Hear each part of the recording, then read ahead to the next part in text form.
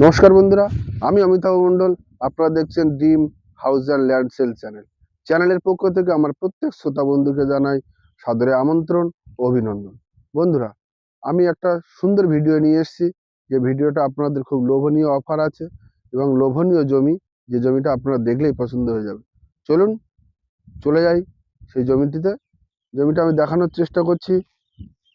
যে জমিটা আমি দাঁড়িয়ে আছি, দেখুন জমিটা এখান থেকে সিধা এই পর্যন্ত গিয়ে এটার জমি আছে 1 বিঘা জমি। 1 বিঘা জমি যদি কেউ একসঙ্গে কিনতে চান, এই জমিটির দাম পড়বে মাত্র 7 লাখ টাকা।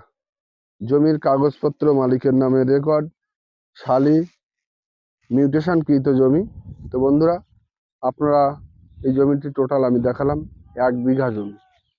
যে জমিটা পাশাপাশি আছে, আপনি দেখুন এই জমিটা থেকে মাত্র 200 ফুট দূরে 24 ফুট রোড আছে। 24 ফুট রোড, ওই রোডটা দেখতে পাচ্ছেন, একদম যে রোডটা সোজা উত্তর ভাগ থেকে চাম্পাহাটি একদম মেন রোড হয়ে গেছে।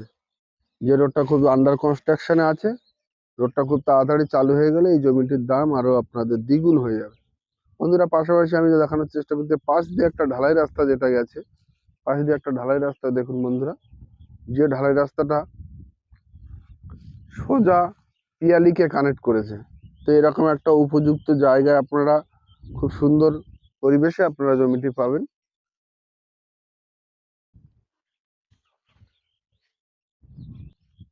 বন্ধুরা, এই জমিটি দক্ষিণ চব্বিশ পরগনা জেলার অন্তর্গত বারুইপুর থানা অধীন বেগমপুর মৌজা স্থিত জমি।